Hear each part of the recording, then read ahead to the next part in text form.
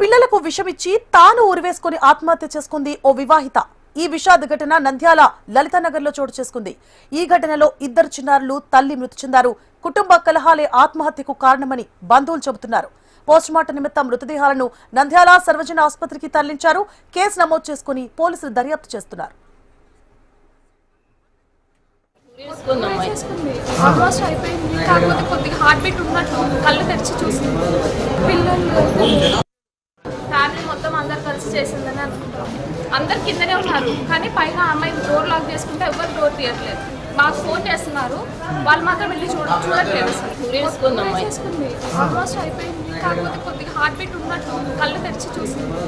పిల్లలు government hospital నుంచి information వచ్చింది. మండలం మల్లిక అనే అమ్మాయి మ్యారీడ్ ఉమెన్, 5 years అయింది మ్యారేజ్.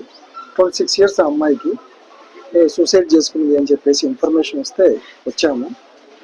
వచ్చి చూసాము. ఆ అమ్మాయితో పాటు 2 పిల్లలు ఉన్నారు. పిల్లాడికి 3 years సాయి అని చెప్పేసి, పరిమిత అని పాప 6 months. వాళ్ళిద్దరికి విషయం ఇచ్చి ఆ అమ్మాయి సూసైడ్ చేసుకుంది, హ్యాంగింగ్ చేసుకుంది అని చెప్పేసి చెప్తున్నారు డాక్టర్లు. అది విచారణ కోసం వచ్చాము. హాస్పిటల్ చూసుకుని ఇంటికాడికి వచ్చి చూస్తున్నాము. ఇప్పుడు దీని మీద సమగ్రంగా విచారణ చేసి తగిన చర్య తీసుకుంటాం.